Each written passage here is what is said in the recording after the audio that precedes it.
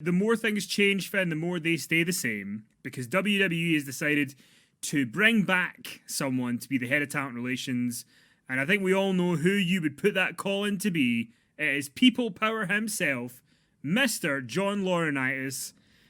Johnny is back. Look at him there with his he's in his cart there, People Power, with a grin on his face. Johnny is back. What do you make of the news? I mean, that infectious smile alone, you can understand why that alone would qualify him for this position, for this promotion. Finn, I was thinking, because you've got a pretty striking smile yourself. This could be your Halloween costume. You could be John Laurinaitis, get a little scooter, People Power, across Lancaster.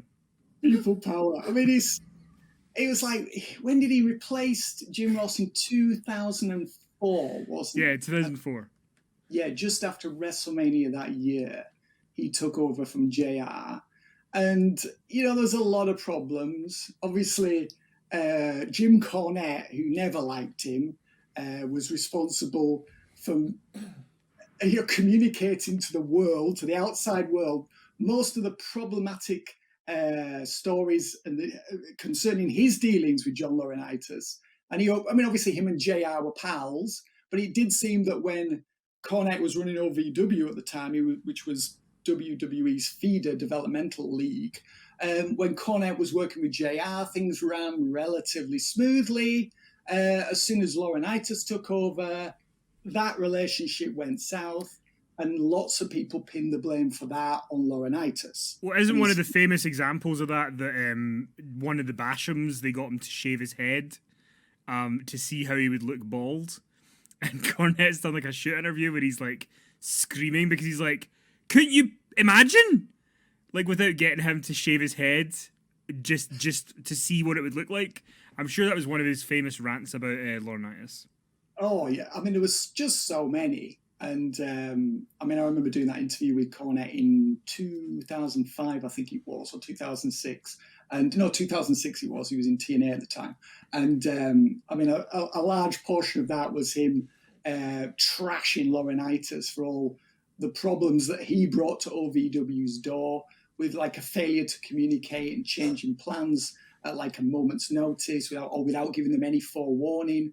So they couldn't like book people to leave the territory and, loser leaves town stipulations or whatever and put people over. They would just be summoned up, and then things would be, it just seemed like it was just chaos as soon as he arrived. I mean, I don't know whether it was really that bad.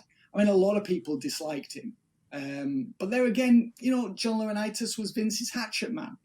I mean, Jim Ross had to, do a lot of, he had a lot of unpleasant tasks to do when he was in a position of hiring and firing talent, when he was head of talent relations. Mm-hmm. So I wouldn't say it's a thankless job, but certainly that position is one that's not for the faint of heart, because you are tasked with the responsibility of basically just sacking someone from their dream job that's very highly paid. So, I don't know what it means long term, to be honest. If you take Cornette out of it and kind of, do you remember when you were kind of running Power Slam?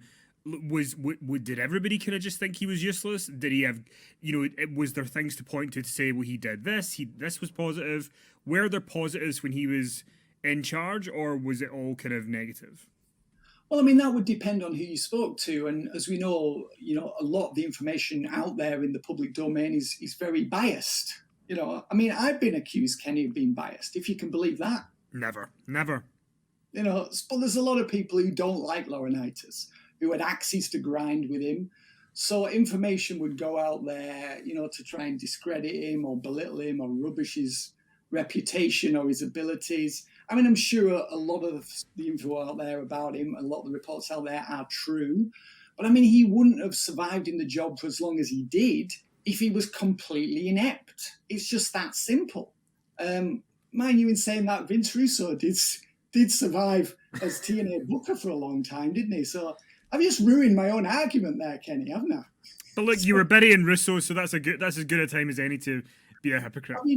The bottom line is that Vince McMahon liked him. And that's really all that matters. I mean, oftentimes we know when we're watching, Raw or SmackDown or WWE programming that things are done for Vince's amusement. And if he feels that Laurinaitis is the right man for the job, who's going to tell him any different? No one.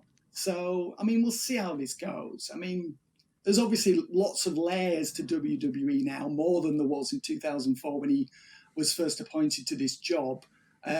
So, I mean, there's probably, I don't know whether he's going to have quite the power that he did, and I don't know whether the things are going to go on in the way that they did back then. Certainly, he's not going to be telling Triple H and Shawn Michaels what to do down at NXT, is he?